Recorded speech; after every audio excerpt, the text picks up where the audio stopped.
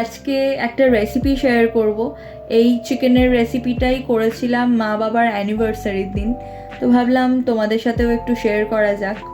প্রথমে পোস্তটাকে আমি শুকনো খোলায় নেড়ে নিয়েছি, তারপরে সাইডে রেখে দিয়েছি। এই সবটা বাটা হবে বেসিক্যালি। আর এখন দিয়ে দিয়েছি সাদা তেল আর ঘি। এই রান্নাটায় কোনো রকম সর্ষের তেলের ব্যবহার নেই। তো প্রথমে কাজুগুলোকে একটু গোল্ডেন ব্রাউন করে ভেজে নেব। তারপরে সেই তেলেই ডুমু ডুমু করে কাটা পেঁয়াজ দিয়ে দিচ্ছি, আর তার সাথে দেব আদা, রসুন, শুকনো লঙ্কা, কাঁচা লঙ্কা। কোনো কিছুকে কষ্ট করে ঝিরি করে কাটতে হবে না, কোনো কিচ্ছু করতে হবে না, কারণ সমস্তটা ব্লেন্ড হবে। এই যে কাজু, পোস্ত এবং পেঁয়াজ, আদা, রসুন, কাঁচা লঙ্কা, শুকনো লঙ্কা, এই পুরোটা আসলে ব্লেন্ড হবে। তো চলো ভালো করে এগুলোকে একটু ভেজে নিই। আর আরেক দিকে বসিয়েছি চিকেনটা। তো চিকেন একদিকে ভাজা হচ্ছে, আর একদিকে ভাজা হচ্ছে সমস্ত সবজি যেগুলো দরকার হবে রান্নাটা করার জন্য।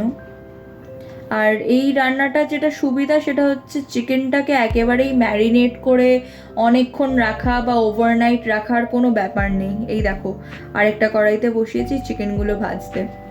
তো এখানেই চিকেনটা 80% সেদ্ধ হয়ে যাবে। আর শুধুমাত্র নুন আর লেবু দিয়ে 2 ঘন্টাও না, আমি জাস্ট রেখে দিয়েছিলাম কিছুক্ষণের জন্য। বাস পুরো ব্লেন্ড হয়ে গেছে সমস্ত কিছু দিয়ে। এবারে জাস্ট কড়াইতে নাড়ার পালা। জাস্ট কষে নেবো ভালো করে, তারপরে চিকেনটা দিয়ে দেবো। আর চিকেনটাও যেহেতু 80% হয়েই রয়েছে বয়েলড, তাই জন্য তাড়াতাড়ি হয়ে যাবে।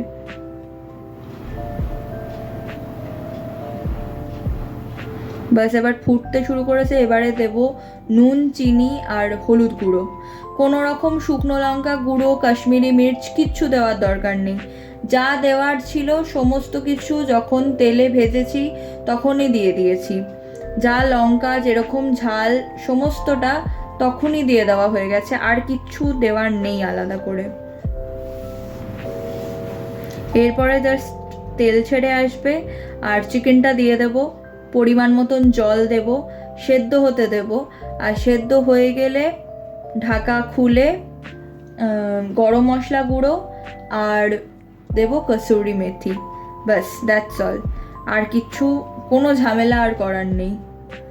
এই যে জল ঢেলে দিচ্ছি। এরপরে সেদ্ধ হওয়ার অপেক্ষা করব চিকেনটা।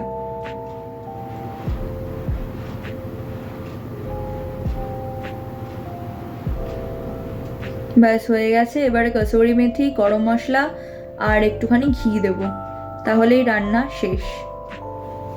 আর এই হচ্ছে ফাইনাল লুক। তো প্লেটিং করার আর আলাদা করে সুযোগ পাইনি, তাই এইটাই তোমাদের সাথে শেয়ার করে দিলাম।